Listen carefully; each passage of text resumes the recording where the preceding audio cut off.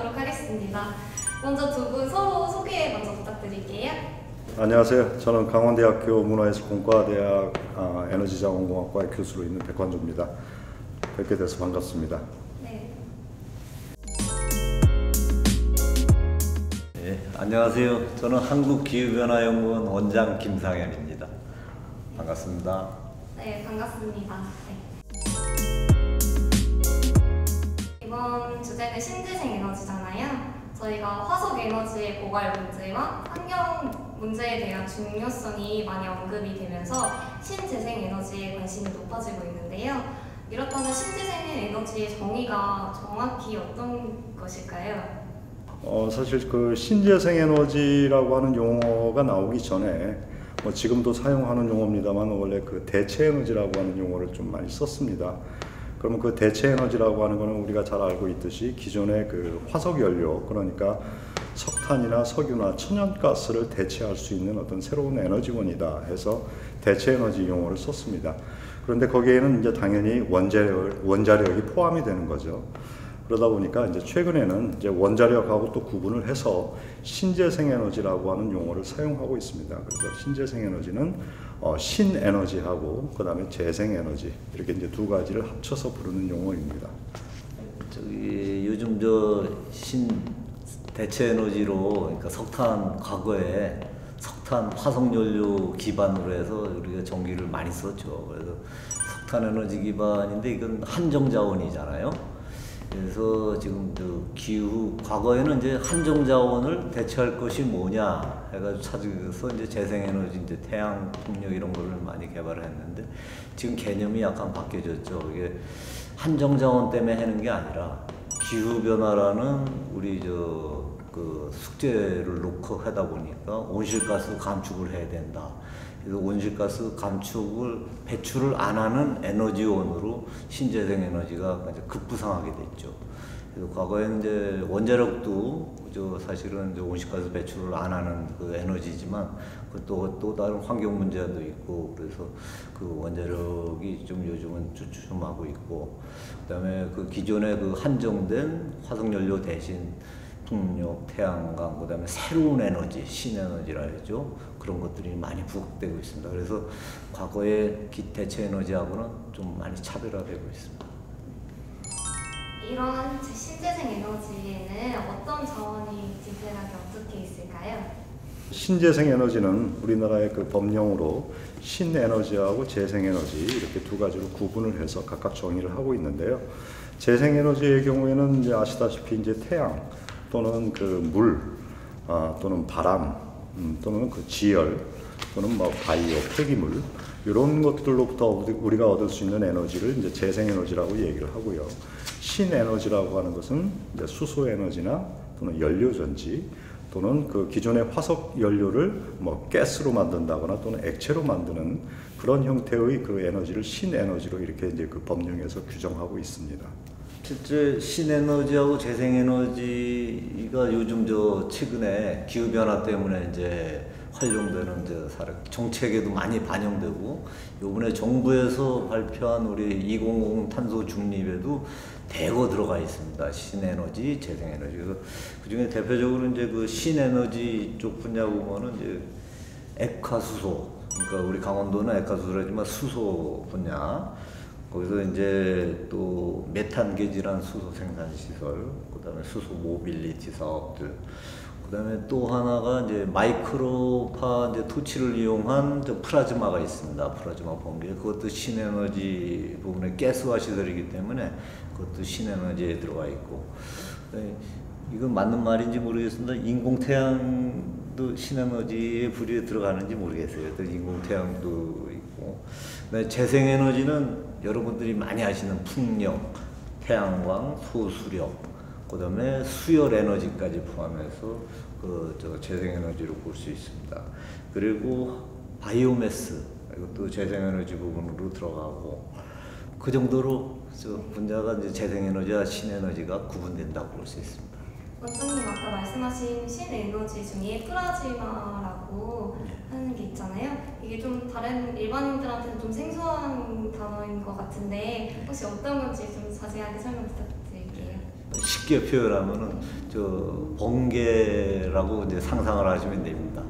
그래서 번개가 이제 칠 때 그 빛이 나고 거기서 이제 열 에너지가 생성되는데 그게 그 플라즈마 그 열이 한 1500도에서 1300도 뭐 이 정도로 한 이제 열이 고열이 나옵니다. 높게까지는 뭐 3000도도 나온다 하더라고요. 근데 그 실용화 쓰는 단계에서는 그 정도 고열이 나오는데 일반 유기물질이 접촉을 했을 때 완전히 성분이 전부 다 분해가 돼서 가스화가 된다고 합니다. 그래서 그 가스를 이용해서 터빈도 돌려서 발전도 할 수 있고 그 가스 성분 중에서 수소 부분만 빼내서 저 그린 수소를 제조도 할 수도 있고 여러 가지 기술로 활용이 되고 있습니다. 그러면 이런 에너지는 왜 필요한가요? 네. 먼저 말씀을 드리면 아까 우리 원장님께서도 그 화석 연료가 점차 고갈되고 있다 하는 말씀을 하셨는데요. 사실 그 화석 연료라고 하는 것이 당연히 그 매장량에 있어서는 한정될 수밖에 없습니다. 그렇지만 분명히 우리가 이제 앞으로 계속 그 기술력이 발달함에 따라서 그 다음에 또 다른 그 에너지원에 비해서 얼마만큼의 경제성을 가지고 있느냐에 따라서 우리가 쓸 수 있는 그 화석 연료의 양은 계속 뭐 변합니다. 그래서 알고 있듯이 우리나라의 경우에도 지금 한 뭐 70년대 벌써 굉장히 오래전입니다만 70년대 후반에 그때 오일 쇼크가 일어났을 때 그때 앞으로 우리 인류가 사용할 수 있는 석유 자원이 한 30년 정도면 고갈될 것이다 하는 얘기가 그때부터 나왔었습니다. 근데 벌써 그게 한 50년 전 얘기죠. 40, 50년 전 얘기죠. 자, 그런 것처럼 어떤 그 화석 연료가 고갈된다고 하는 것은 지금 현재 우리가 경제성을 가지고 또 그 다음에 지금 현재의 어떤 기술력을 가지고 우리가 생산해낼 수 있는 그 양이 얼마나 되느냐, 그 다음에 그런 현재의 그런 생산량을 기준으로 했을 때 지금 확인된 매장량이 과연 이제 앞으로 몇 년 동안이나 우리가 활용할 수 있겠느냐 하는 걸로 이제 그 매장량을 얘기를 하거든요. 우리가 알고 있듯이 또 우리가 이제 자주 하는 얘기로 석기 시대라고 하는 것이 돌이 없어서 석기 시대가 끝났겠느냐 하는 얘기 이제 우스갯소리처럼 하죠. 무슨 얘기냐면 화석 연료로부터 우리가 뭔가 위기감을 느끼고 거기에 필요한 어떤 대체 에너지원 또는 새로운 에너지원을 찾아야 된다는 건 분명한 사실이긴 합니다만 그렇다고 해서 화석 연료가 지금 당장 또는 몇십 년 후에 당장 고갈될 것이다. 그건 아니라는 거죠. 그러면 왜 그러면 최근 들어서 이런 그 신재생 에너지라고 하는 그런 개념이 이제 급부상을 하고 있느냐 한다면 어떤 그 패러다임의 변화라고 우리가 얘기를 할 수가 있습니다. 그러면 아시다시피 그 패러다임이라고 하는 것은 우리 그 사회 구성원들이 그러니까 우리 이제 그 세계를 말한다면 세계 인류가 같이 공유하고 있는 어떤 보편적인 가치나 신념이나 그런 기술들을 총칭해서 말하는 걸 보통 우리가 이제 패러다임이라고 얘기를 하는데요. 그러면 그 에너지라고 하는 것이 그러면 우리가 당장 어떤 그 일을 할 때 필요한 그런 그 원동력이 되는 것이 에너지이기도 합니다만 그러면 그 에너지라고 하는 것이 우리가 사용을 할 때는 그것이 과연 효율적인가 또는 안정적인가 또 그 다음에 더 중요한 부분은 이것이 환경적인 측면에서 어떤 문제가 있는가 하는 걸 당연히 보게 됩니다. 그래서 아시다시피 요즘 그 패러다임이 새롭게 이렇게 가는 것은 탄소 중립 또는 기후변화 대응 이러한 새로운 패러다임들이 자꾸 나오고 있는 거죠. 그러면 그런 탄소 중립이나 기후변화 대응이라고 하는 그런 측면에서 봤을 때 기존의 그런 화석연료로는 뭔가 좀 많이 문제점이 많다 하는 측면에서 이제 새로운 그런 신재생 에너지 쪽으로 좀 더 효율이 좋고 좀 더 안정적이고 그 다음에 환경 문제도 크게 줄일 수 있는 그러한 새로운 에너지원을 찾아야 되는 그런 방향이 설정이 되는 거죠. 원장님 혹시 제가 판단하기 바로는 이제 신재생 에너지가 이제 필수 뭐 선택 뭐 이걸 해야 되느냐 뭐 선택지를 놓고 하는 게 아니고 이제는 전 세계가 저는 이제 필수가 됐고 의무사항이 됐다고 봐도 과언이 아니라고 봅니다. 이게 왜 필요하냐 신재생 에너지가 뭐 보면은 이번에 대통령께서 작년이죠. 작년 10월에 탄소 중립 선언을 하셨죠.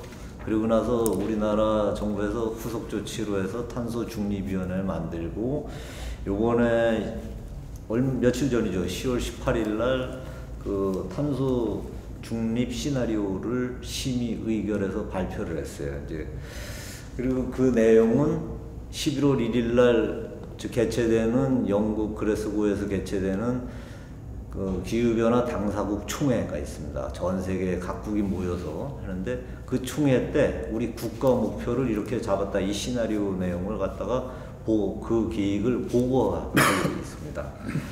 그러면은 그 탄소 중립 시나리오를 보면은 왜 신재생 에너지가 어느 정도로 필수냐 보면 온실가스 우리나라 총 배출하는 양이 7억 2,700만 톤인데 그 중에서 탄소 흡수 산림 등 이제 흡수되는 거 4,100만 톤을 빼면 순 배출량이 한 6억 8,600톤 됩니다.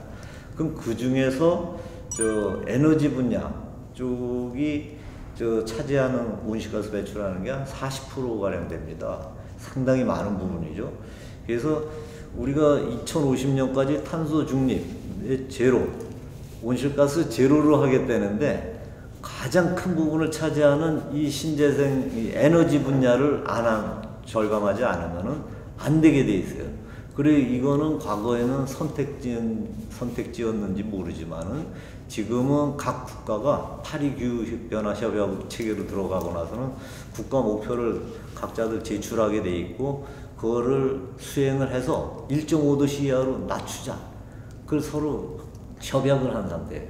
그 협약을 이행해야 되죠. 그러니까 이 가장 비중을 많이 차지하는 이 에너지 분야를 제로로 만드는 방법은 과거의 석탄 연료는 거의 안 하는 걸로 거의 중단시키다시피 하는 시나리오를 만들 수밖에 없어요. 그래서 우리나라 탄소중립위원회에서도 2050년까지 되면은 첫 번째 안은 과거 화석 연료를 이용한 발전소는 전부 다 중단시킨다. 그게 1안이고 두 번째 안이 정 안 되겠으면 LNG 발전소 정도만 남겨놓고 나머지는 다 중단시키자 하는 게 이 시나리오입니다.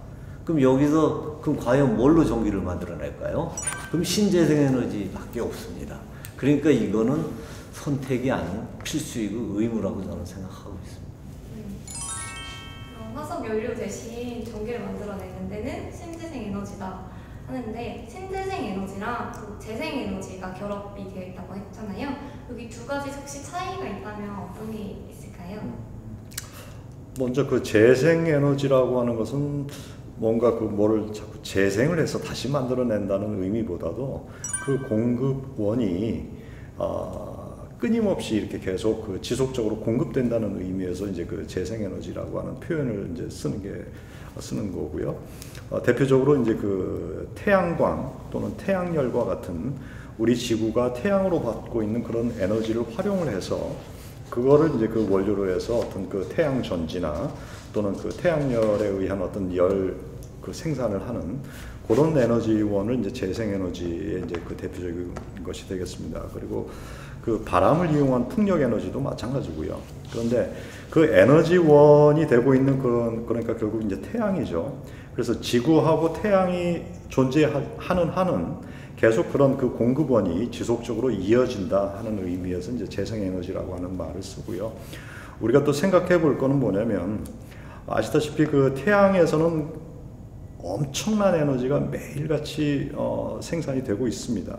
그 에너지 중에 그 극히 작은 부분이 이제 우리 지구까지 전달이 되는데요. 그 중에서 많은 부분들이 다시 또 이제 반사돼서 이제 대기권이나 우주권으로 튕겨져 나갑니다. 그럼에도 불구하고 그것이 지구 전체에 필요한 에너지의 거의 99%가 태양으로부터 온 에너지고요. 지구 내부에서 자체적으로 생산되는 에너지는 한 0.01%밖에 안 됩니다. 근데 그 0.01%라고 하는 작은 에너지만을 가지고도 우리 주변에서 볼 수 있는 뭐 화산 활동이나 또는 지진이나 이런 엄청난 규모의 어떤 지질 현상들이 일어나는 거죠. 그러면 그게 0.01%인데 그러면 99%에 해당되는 그 태양 에너지라고 하는 거는 굉장한 어떤 크기의 어떤 에너지가 되겠죠. 그런데 그것들이 대부분 우리가 효과적으로 사용하지 못하고 다시 반사되어서 나간다는 거죠. 자, 그러면 그런 태양 에너지를 직접 활용하는 것이 이제 태양열이나 태양광이 되겠고요. 사실 그 바람이나 또는 그 파도와 같은 그런 대기 운동이나 이런 것들도 다 태양이 있기 때문에 일어나는 일입니다. 태양 에너지의 그런 그 결과로 일어나는 거라서 결국 그 풍력이든 또는 해양 에너지든 이런 것들은 다 이제 태양으로부터 우리가 얻어진다 이렇게 생각을 하는 거고요. 그것이 매일같이 공급되는 거고요. 그것을 우리가 쓰지 않으면, 활용하지 않으면 다시 그것이 이제 반사돼서 나가니까 그걸 어떻게 해서든지 좀 더 효율적으로 우리가 활용해 보자 하는 의미에서 재생에너지라고 하는 것이 나온 거고요. 그러면 이제 신에너지라고 하는 것은 그 재생에너지하고는 이제 조금 다른 개념으로 기존에 있던 어떤 화석 연료들을 말씀드렸던 것처럼 뭐 어떤 그 다른 어떤 그 과정을 통해서 액체 상태로 만든다거나 또는 기체 상태로 만든다거나 하는 신에너지가 있겠고요. 그 다음에 이제 그 수소를 직접 연소를 시키거나 또는 산소와 반응을 시켜서 화학 반응을 시켜서 거기에서 어떤 그 전기 에너지를 얻는다거나 하는 그런 연료 전지가 있겠고요. 그래서 그 신에너지의 경우에는 어떤 자연 상태에서 우리가 그냥 얻을 수 있는 그런 에너지가 아니고 어떤 그 인위적인 화학 반응을 일으킨다거나 또는 어떤 공정을 거쳐서 어떤 우리가 에너지원을 얻는 그런 형태가 신에너지라고 할 수 있겠습니다. 아까도 내가 인공태양이 신에너지에 들어가지 않겠냐. 근데 그 인공태양은 이제 서로 그 입자끼리 충돌을 하면서 그 힘이 에너지가 분출됩니다. 근데 가만히 내비둬서는 힘이 없죠. 근데 입자끼리 그 융합 반응을 시켜서 거기서 나오기 때문에 아마 그래서 그것도 신에너지에 들어가지 않을까라고. 아까 수소도 마찬가지입니다. 화학 반응을 통해서 하거나 분해를 하거나 이런 그 과정을 통해서 새로운 에너지가 나오죠. 그 재생에너지 같은 경우는 자연이 가지고 있는 기존의 어떠한 잠재되어 있는 힘, 그 에너지를 갖다가 집약시키거나 뽑아내거나 이용하는 방법을 통해서 하기 때문에 풍력이 있고, 요즘 재미난 얘기로 이제 부력이 있습니다. 수채는 바닷속에 만약에 풍선을 가지고 들어가려면 굉장히 힘이 듭니다. 그래서 가만 내비두면 그 엄청난 힘을 가지고 또 다시 솟아오릅니다. 그 힘이 그 부력이라는 그것도 힘입니다. 자연이 갖고 있는. 그래서 부력 에너지를 이용해 볼까 하는 연구가 또 미국에서 활발히 되고 있답니다. 그러니까 우리가 재생에너지 분야라는 것이 태양만 이용하고 조력, 수력 이것만 이용하는 게 부력까지도 지금 아마 공안하고 그런 분야가 새로운 재생에너지 분야가 되지 않을까. 네, 이렇게 신재생에너지는 새로운 에너지다라고 하는 게 언제부터 이렇게 새롭게 시작이 되었는지. 네. 그거는 보통 요즘 자주 하는 말로 에너지 전환 시대다 하는 얘기를 하죠. 그러면 우리가 지금 알고 있는 풍력 예를 들면 그런 거는 정말 오래전부터 우리가 이미 써온 그런 어떤 작동 양식이죠. 예를 들면 풍차 같은 거 있지 않습니까? 풍차도 있고 또 수력도 마찬가지로 물레방아라고 하는 것도 있고 이미 과거 오래전부터 이제 우리가 쓰던 그런 어떤 동력으로 사용하던 그런 형태인데 이제 그것들이 이제 본격적인 어떤 에너지원이라고 하는 표현으로 이제 들어갔을 때는 결국 그게 이제 에너지원의 전환이라고 하는 것 또는 에너지 전환이라고 하는 것은 산업 기반의 전환하고 같이 맞물려서 들어갑니다. 무슨 얘기냐면 알고 있듯이 우리가 이제 1차 산업혁명이라고 하는 얘기 알죠. 한 1800년대부터 시작된 산업혁명이라고 하는 것이 가능했던 것은 석탄을 사용한 증기기관의 발명부터 이제 시작이 된 거죠. 그래서 1차 산업혁명이라고 하는 것이 이제 석탄이라고 하는 걸 우리가 본격적으로 쓰기 시작했고, 그 다음에 이제 2차 산업혁명이라고 하는 것은 이제 석유나 또는 천연가스나 특히 중요한 거는 원자력. 그래서 우리 2차 세계대전이 끝나고 나서 원자폭탄이 이제 2차 세계대전에 이제 마무리할 수 있었던 그런 것이 원자폭탄이다 하는 얘기도 하는데 결국 2차 산업혁명 시대는 그렇게 이제 원자력이나 천연가스, 석유, 그 다음에 원자력 이것이 이제 새로운 에너지원으로 등장을 한 거고요. 지금 이제 3차 산업혁명이나 요즘 얘기하는 4차 산업혁명, 요것들은 이제 60년대 이후부터 이제 시작되고 특히 이제 4차 산업혁명, 최근에 하는 이제 4차 산업혁명 시대에는 결국 신재생에너지, 재생에너지와 또 신에너지, 요걸 중심으로 해서 이제 진행이 된다고 이렇게 얘기할 수 있습니다. 그래서 70년대, 80년대에 있었던 그 3차 산업혁명이라고 하는 것은 물론 이제 컴퓨터를 기반으로 한 어떤 그 산업 구조의 어떤 변화겠습니다만 그거를 가능케 했던 것들이 이제 그런 새로운 에너지원으로서 재생에너지들이 많이 뒷받침을 해줬던 거고요. 지금 4차 산업혁명 시대의 핵심이 되는 거는 수소, 예를 들면 수소나 연료전지를 기반으로 하는 어떤 신에너지들이 당연히 뒷받침을 해줘야 되는 그런 상황이 되고 있습니다.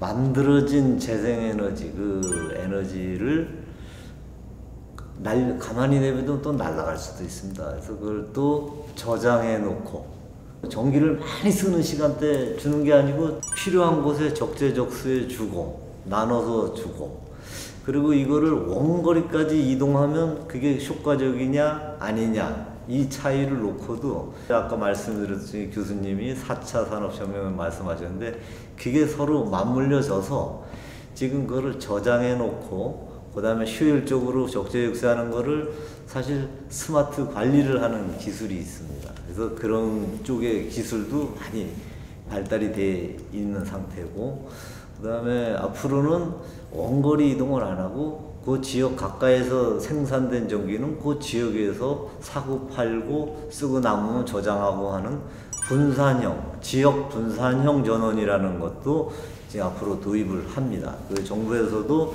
지금 과거에는 한국전력이라는 우리나라에서 한국을 전체 그 전기 관리하지 않습니까? 그렇게 안 하고 지역에서도 사고 팔고 할 수 있는 그런 분산형 전원 시스템에 대한 그 제도도 지금 정부에서 준비하고 있고 다른 나라도 마찬가지입니다. 그런 추세로 지금 준비들을 하고 있습니다.